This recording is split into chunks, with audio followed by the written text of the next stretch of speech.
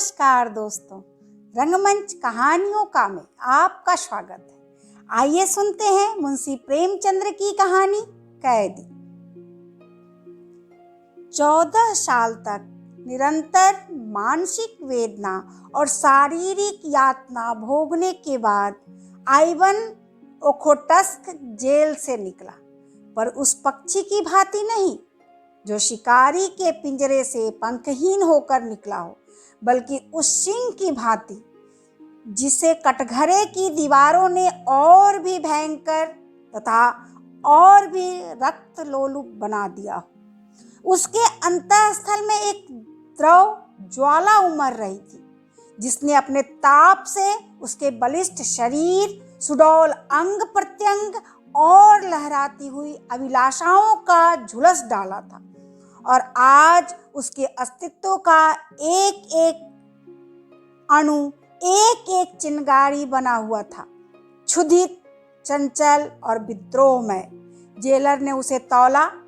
प्रवेश के समय 2 मन 30 सेर था, आज केवल 1 मन 5 सेर। जेलर ने सहानुभूति दिखाकर कहा, तुम बहुत दुर्बल हो गए हो आइवन, अगर जरा भी पथ्य हुआ तो बुरा होगा। आइवन ने अपने हड्डियों के ढांचे को विजय भाव से देखा और अपने अंदर एक अग्निमय प्रवाह का अनुभव करता हुआ बोला, कौन कहता है कि मैं दुर्बल हो गया हूं? तुम खुद देख रहे होंगे, दिल की आग जब तक नहीं बुझती आइवन नहीं मरेगा। मिस्टर जेलर, 100 वर्ष तक नहीं, विश्वास रखिए। आइवन इसी प्रकार बहकी बहकी बातें किया करता था, इसलिए जेलर ने ज्यादा परवाह न की। सब उसे अर्ध विचित समझते थे। कुछ लिखा पढ़ी हो जाने के बाद उसके कपड़े और पुस्तकें मंगवाई गई, पर वे सारे सूट अब उसे उतारे हुए से लगते थे। कोटों की जेबों में कई नोट निकले, कई नगद रुबेल। उसने सब कुछ वहीं जेल के वार्डरों और निम्न कर्मचारियों को दे दिया, मानो उसे कोई राज्य मिल गया हो। जेलर ने कहा, यह नहीं हो सकता आइवन, तुम सरकारी आदमियों को रिश्वत नहीं दे सकते। आइवन साधु भाव से हंसा, यह रिश्वत नहीं है मिस्टर जेलर, इन्हें रिश्वत देकर अब मुझे इनसे क्या लेना देना है? अब ये अप्रसन्न होकर मेरा क्या बिगाड़ लेंगे और प्रसन्न होकर मुझे क्या देंगे? यह उन कृपयाओं का धन्यवाद है जिनके बिना 14 साल तो क्या, मेरा यहाँ 14 घंटे रहना असन्ना हो जाता। जब वह जेल के फाटक से निकला तो जेलर और सारे अन्य कर्मचारी उसके पीछे उसे मोटर तक पहुंचाने चले। 15 साल पहले आइवन मास्को के संपन्न और संभ्रांत कुल का दीपक था। उसने विद्यालय में ऊंची शिक्षा पाई थी, खेल में अभ्यस्त था, निर्भीक था, उदार और सहृदय था।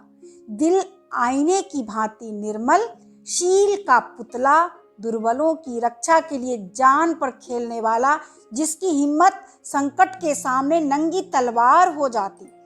उसके साथ हेलेन नाम की एक युवती पढ़ती थी, जिस पर विद्यालय के सारे युवक प्राण देते थे। वह जितनी रूपवती थी उतनी ही तेज थी, बड़ी कल्पनाशील, पर अपने मनोभावों को ताले में बंद रखने वाली। आइवन क्या देखकर वह उसकी ओर आकर्षित हो गई, यह कहना कठिन है। दोनों में लेश मात्र भी सामंजस्य न था। आइवन सैर और शराब का प्रेमी था, हेलन कविता और संगीत और नृत्य पर जान देती थी। आइवन की निगाह में रुपये केवल इसलिए थे कि दोनों हाथों से उड़ाया जाए। हेलेन अत्यंत कृपण, आइवन को लेक्चरर हॉल कारागार लगता था। हेलेन इस सागर की मछली थी, पर कदाचित वह विभिन्नता ही उनमें स्वाभाविक आकर्षण बन गई, जिसने अंत में विकल प्रेम का रूप लिया। आइवन ने उससे विवाह का प्रस्ताव किया और उसने स्वीकार कर लिया, और दोनों किसी शुभ मुहूर्त में पानी ग्रहण करके सुहागरात बिताने के लिए किसी पहाड़ी जगह में जाने के मंसूबे बांध रहे थे कि सहसा राजनीतिक संग्राम ने उन्हें अपनी ओर खींच लिया। हेलेन पहले से ही राष्ट्रवादियों की ओर झुकी हुई थी। आइवन भी उसी रंग में रंग उठा। खानदान का रईस था, उसके लिए प्रजा पक्ष लेना एक महान तपस्या थी। इसलिए जब कभी वह इस संग्राम में हताश हो जाता तो हेलेन उसकी हिम्मत बंधाती और आइवन उसके स्नेह और अनुराग से प्रभावित होकर अपनी दुर्बलता पर लज्जित हो जाता। इन्हीं दिनों उक्राइन प्रांत की सूबेदारी पर रोमनाफ नाम का एक गवर्नर नियुक्त होकर आया। बड़ा ही कट्टर, राष्ट्रवादियों का जानी दुश्मन, दिन में 2-4 विद्रोहियों को जब तक जेल न भेज लेता उसे चैन न आता। आते ही आते उसने कई संपादकों पर राजद्रोह का अभियोग चलाकर उन्हें साइबेरिया भेजवा दिया। कृषकों की सभाएं तोड़ दी, नगर की म्युनिसिपैलिटी तोड़ दी और जब जनता ने अपना रोष प्रकट करने के लिए जलसे किए तो पुलिस से भीड़ पर गोलियां चलवाई, जिससे कई बेगुनाहों की जानें गई। मार्शल लॉ जारी कर दिया। सारे नगर में हाहाकार मच गया। लोग डर के मारे घरों से ना निकलते थे, क्योंकि पुलिस हर एक की तलाशी लेती थी और उसे पीटती थी। हेलेन ने कठोर मुद्रा से कहा, यह अंधेर तो अब नहीं देखा जाता। आइवन, इसका कुछ उपाय होना चाहिए। आइवन ने प्रश्न भरी आंखों से देखा। उपाय? हम क्या कर सकते हैं? हेलेन ने उसकी जड़ता पर खिन्न होकर कहा, तुम कहते हो हम क्या कर सकते हैं? मैं कहती हूँ हम सब कुछ कर सकते हैं। मैं इन्हीं हाथों से उसका अंत कर दूंगी। आइवन ने विस्मय से उसकी ओर देखा। तुम समझती हो उसे कत्ल करना आसान है? वह कभी खुली गाड़ी में नहीं निकलता। उसके आगे पीछे सहस्त्र सवारों का एक दल हमेशा रहता है। रेलगाड़ी में भी वह रिजर्व डब्बों में सफर करता है। मुझे तो असंभव सा लगता है हेलेन, बिल्कुल असंभव। हेलेन कई मिनट तक चाय बनाती रही, फिर 2 प्याले मेज पर रखकर उसने प्याला मुंह से लगाया और धीरे धीरे पीने लगी। किसी विचार में तन्मय हो रही थी। सहसा उसने प्याला मेज पर रख दिया और बड़ी बड़ी आंखों में तेज भरकर बोली, यह सब कुछ होते हुए भी मैं उसे कत्ल कर सकती हूँ आइवन। आदमी एक बार अपनी जान पर खेल कर सब कुछ कर सकता है। जानते हो मैं क्या करूंगी? मैं उससे राहो रस्म पैदा करूंगी, उसका विश्वास प्राप्त करूंगी, उसे इस भ्रांति में डालूंगी कि मुझे उससे प्रेम है। मनुष्य कितना ही हृदयहीन हो, उसके हृदय में किसी न किसी कोने में पराग की भांति रस छिपा ही रहता है। मैं तो समझती हूँ कि रोमनाथ की यह दमन नीति उसकी अवरुद्ध अभिलाषा की गांठ है और कुछ नहीं। किसी मायावनी के प्रेम में असफल होकर उसके हृदय का रस रेत सूख गया है। वहाँ रस का संचार करना होगा और किसी युवती का एक मधुर शब्द, एक सरल मुस्कान भी जादू का काम करेगी। ऐसों को तो वह चुटकियों में अपने पैरों पर गिरा सकती है। तुम जैसे सैलानियों को रिझाना इससे कहीं कठिन है।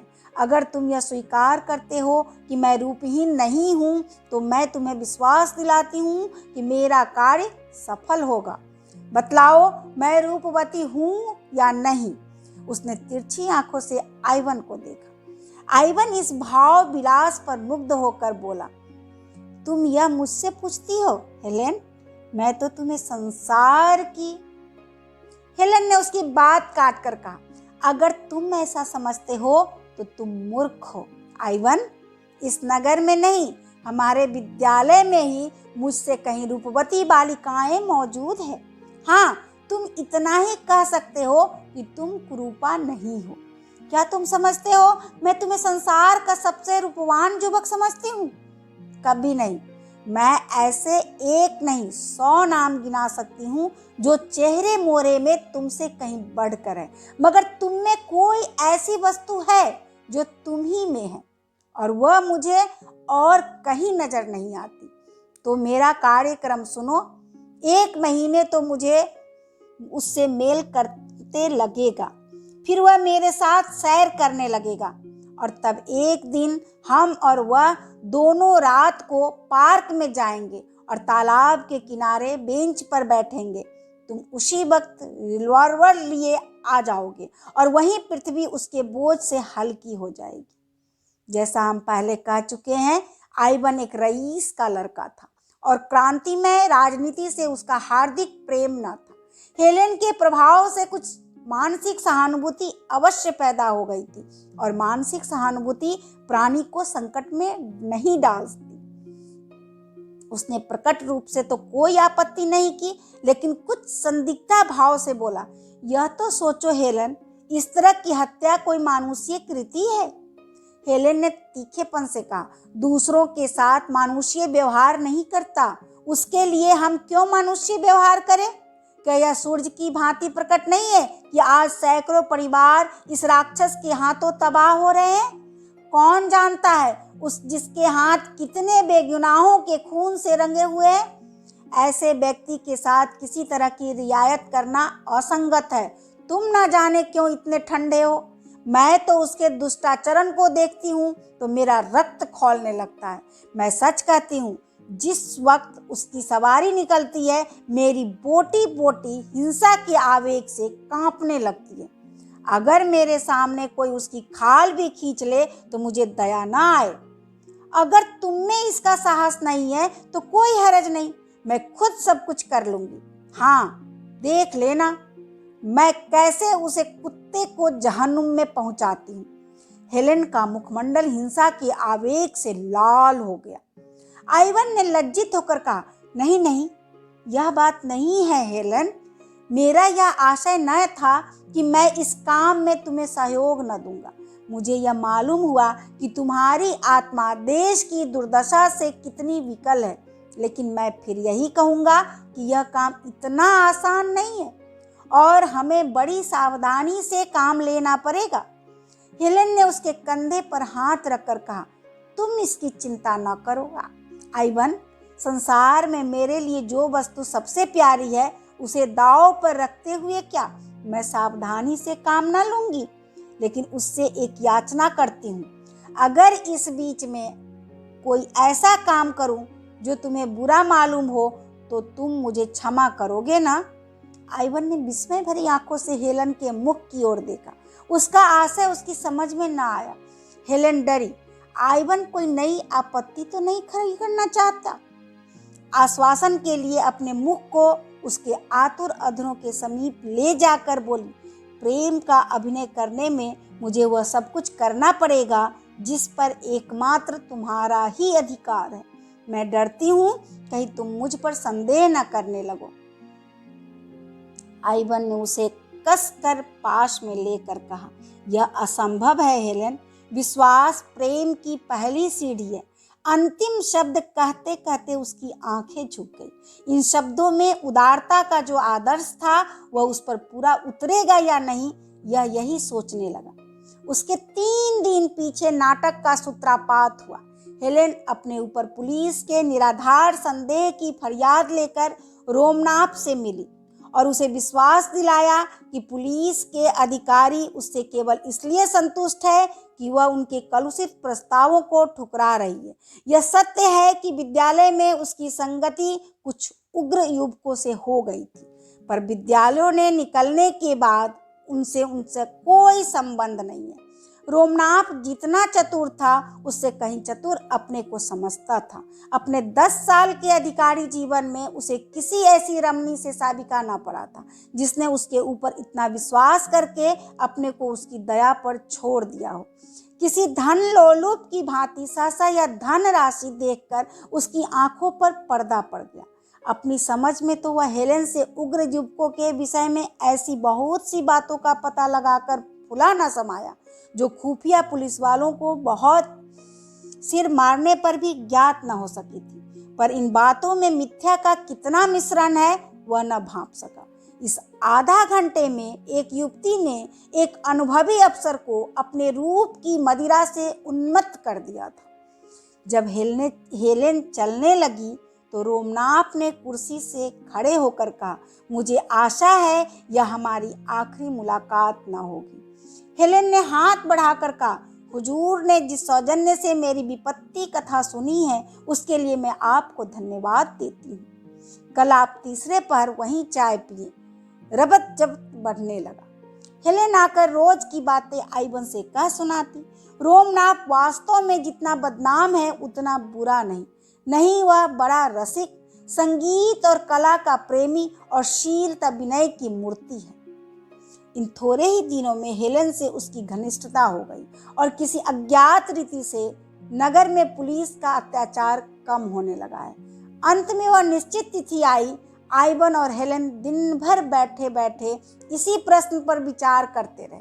आइवन का मन आज बहुत चंचल हो रहा था।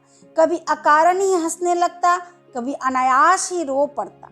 शंका, प्रतीक्षा और किसी अज्ञात चिंता ने उसके मनोसागर को इतना अशांत कर दिया था। उसने भावों की नौकाएं डगमगा रही थी कि न मार्ग का पता था न दिशा का। हेलेन भी आज बहुत चिंतित और गंभीर थी। आज के लिए उसने पहले ही से सजीले वस्त्र बनवा रखे थे। रूप को अलंकृत करने के न जाने किन किन विधानों का प्रयोग कर रही थी, पर इसमें किसी योद्धा का उत्साह नहीं, कायर का कंपन था। सहसा आइवन ने आंखों में आंसू भरकर कहा, तुम आज इतनी मायावनी क्यों हो गई हो हेलेन, कि मुझे न जाने क्यों तुमसे भय हो रहा है।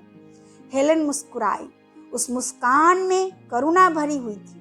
मनुष्य को कभी कभी कितने ही अप्रिय कर्तव्यों का पालन करना पड़ता है। आइवन, आज मैं सुधा से विष का काम लेने जा रही हूँ।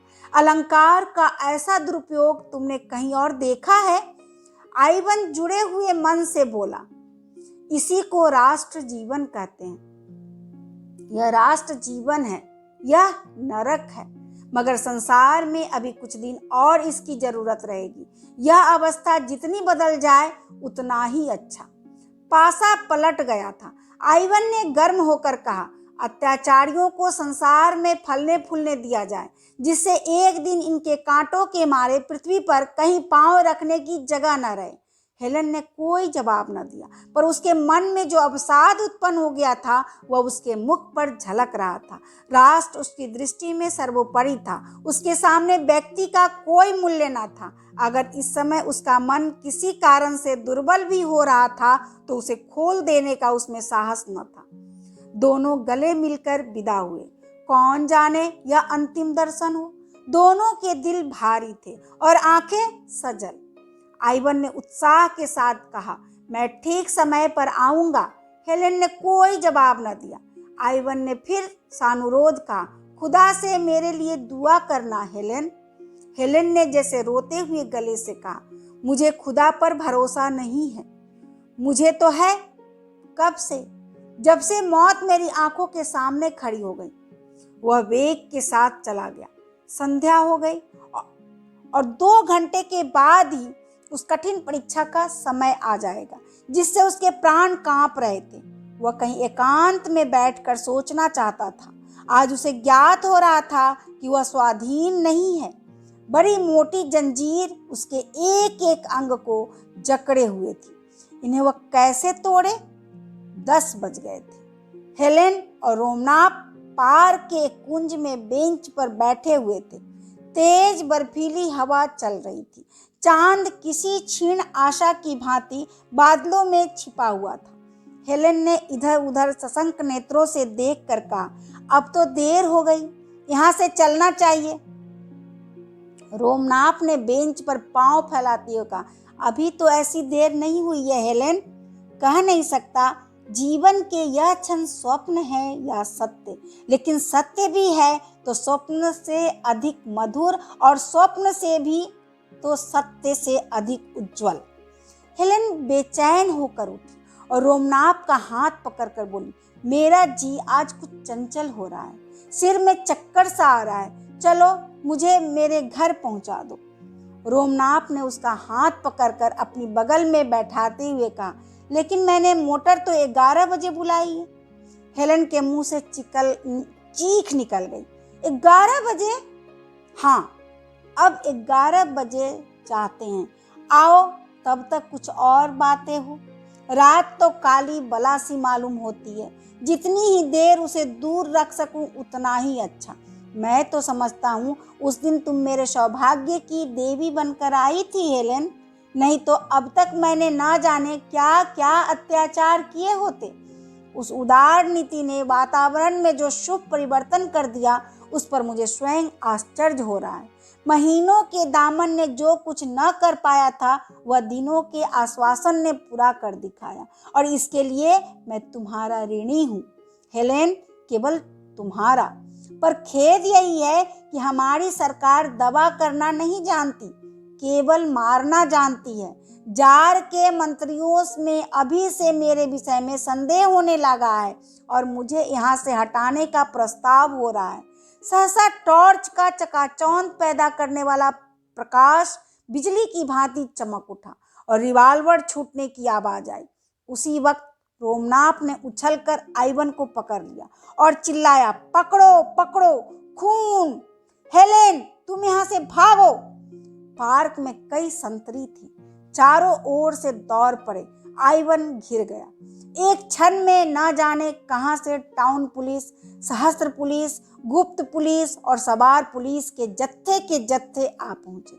आइवन गिरफ्तार हो गया।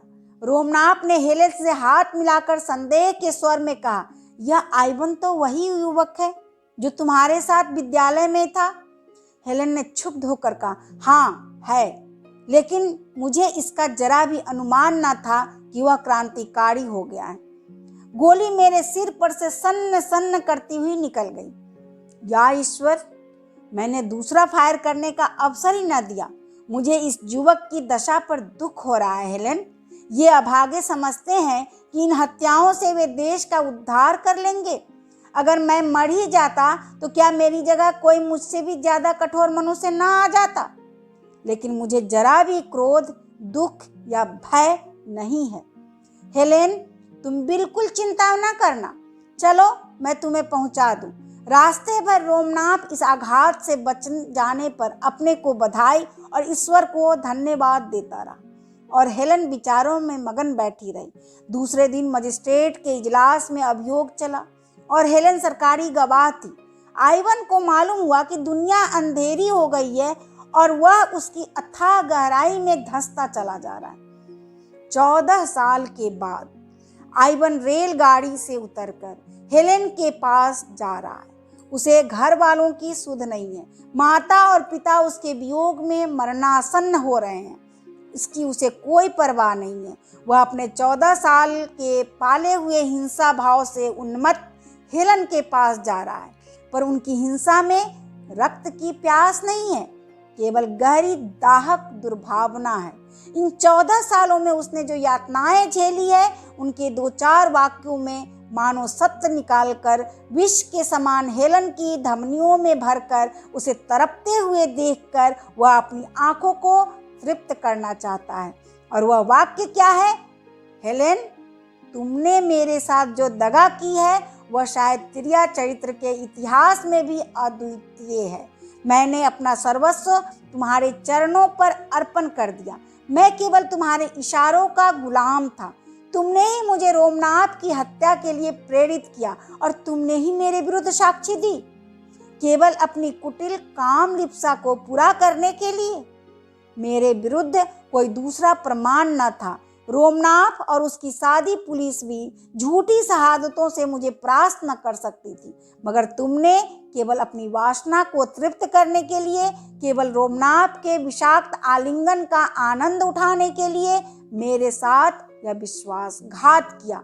पर आंखें खोल कर देखो कि वही आइवन जिसे तुमने पैर के नीचे कुचला था, आज तुम्हारी उन सारी मक्कारियों का पर्दा खोलने के लिए तुम्हारे सामने खड़ा है। तुमने राष्ट्र की सेवा का बीड़ा उठाया था। तुम अपने राष्ट्र की वेदी पर होम कर देना चाहती थी, किंतु कुत्सित कामनाओं के पहले ही प्रलोभन में तुम अपने सारे बहुरूप को तिलांजलि देकर भोग लालसा की गुलामी करने पर उतर गई। अधिकार और समृद्धि के पहले ही टुकड़े पर तुम दुम हिलाती हुई टूट पड़ी। धिक्कार है तुम्हारी इस भोग लिप्सा को, तुम्हारे इस कुत्सित जीवन को। संध्या काल का पश्चिम के क्षितिज पर दिन की चिता जलकर ठंडी हो रही थी और रोमनाथ के विशाल भवन में हेलेन की अर्थी को ले चलने की तैयारियां हो रही थी। नगर के नेता जमा थे और रोमनाप अपने शोक कंपित हाथों से अर्थी को पुष्पहारों से सजा रहा था और उन्हें अपने आत्मजल से शीतल कर रहा था। उसी वक्त आइवन उन्मत्त वेश में, दुर्बल, झुका हुआ, सिर के बाल बढ़ाए, कंकाल सा आकार खड़ा हो गया। किसी ने उसकी ओर ध्यान न दिया, समझे कोई भिक्षुक होगा जो ऐसे अवसरों पर दान के लोभ से आ जाया करते हैं। जब नगर के बिशप ने अंतिम संस्कार समाप्त किया और मरियम की बेटियां नए जीवन के स्वागत पर गीत गा चुकी, तो आइवन ने अर्थी के पास जाकर आवेश से कांपते हुए स्वर में कहा, यह वह दुष्टा है जिसे सारी दुनिया की पवित्र आत्माओं की शुभकामनाएं भी नरक की यातना से नहीं बचा सकती। वह इस योग्य थी कि उसकी लाश। कई आदमियों ने दौड़कर उसे पकड़ लिया और धक्के देते हुए फाटक की ओर ले चली। उसी वक्त रोमनाप ने आकर उसके कंधों पर हाथ रख दिया और उसे अलग ले जाकर पूछा, दोस्त, क्या तुम्हारा नाम क्लॉडियस आइवनाफ है? हाँ, तुम वही हो। मुझे तुम्हारी सूरत याद आ गई है। मुझे सब कुछ मालूम है, रत्ती रत्ती मालूम है। हेलेन ने मुझसे कोई बात नहीं छिपाई। जब वह इस संसार में नहीं है, मैं झूठ बोलकर उसकी कोई सेवा नहीं कर सकता। तुम उस पर कठोर शब्दों का प्रहार करो या कठोर आघातों का, वह समान रूप से शांत रहेगी। लेकिन अंत समय तक वह तुम्हारी याद करती रही। उस प्रसंग की स्मृति उसे सदैव रुलाती रहती थी। उसके जीवन की यह सबसे बड़ी कामना थी कि तुम्हारे सामने घुटने टेक कर क्षमा की याचना करे। मरते मरते उसने यह वसीयत की कि जिस तरह भी हो सके उसकी यह विनय तुम तक पहुंचाऊं कि वह तुम्हारी अपराधनी है और तुमसे क्षमा चाहती है। क्या तुम समझते हो, जब वह तुम्हारे सामने आंखों में आंसू भरे आती तो तुम्हारा हृदय पत्थर होने पर भी न पिघल जाता? क्या इस समय भी तुम्हें दीन याचना की प्रतिमा सी खड़ी नहीं दिखती? चलकर उसका मुस्कुराता हुआ चेहरा देखो। मोशियो आइवन, तुम्हारा मन अब भी उसका चुंबन लेने के लिए विकल हो जाएगा। मुझे जरा भी ईर्ष्या न होगी। उस फूलों की सेज पर लेटी हुई वह ऐसी लग रही है मानो फूलों की रानी हो। जीवन में उसकी एक ही अभिलाषा अपूर्ण रह गई आइवन, वह तुम्हारी क्षमा है। प्रेमी हृदय बड़ा उदार होता है आइवन, वह क्षमा और दया का सागर होता है। ईर्ष्या और दंभ के गंदे नाले उसमें मिलकर उतने ही विशाल और पवित्र हो जाते हैं।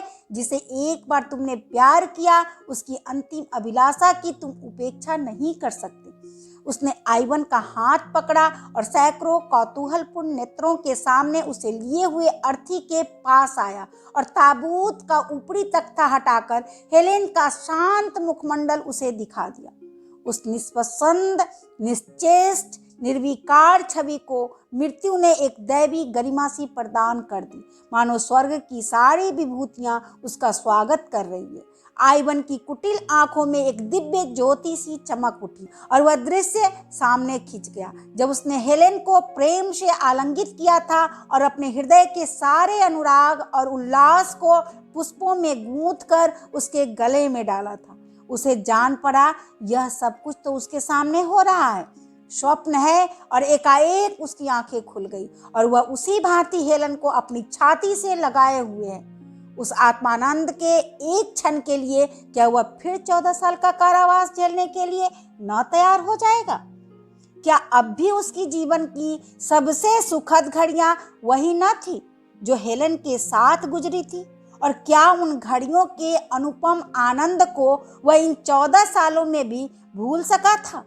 उसने ताबूत के पास बैठकर श्रद्धा के कांपते हुए कंठ से प्रार्थना की, हे ईश्वर, तू मेरे प्राणों से प्रिय हेलेन को अपनी क्षमा के दामन में ले। और जब वह ताबूत को कंधे पर लिए चला तो उसकी आत्मा लज्जित थी, अपनी संकीर्णता पर, अपनी उद्विग्नता पर, अपनी नीचता पर। और जब ताबूत कब्र में रख दिया गया तो वहां बैठकर न जाने कब तक रोता रहा। दूसरे दिन रोमनाप जब फतिहा पढ़ने आया तो देखा आइवन सिजदे में सिर झुकाए हुए है और उसकी आत्मा स्वर्ग को प्रयाग कर चुकी। अभी आप सुन रहे थे मुंशी प्रेमचंद्र की कहानी कैदी। यदि आपको ये कहानी अच्छी लगे तो आप मेरे YouTube चैनल पर जाकर मेरे चैनल को लाइक और सब्सक्राइब करें। सपोर्ट के लिए धन्यवाद।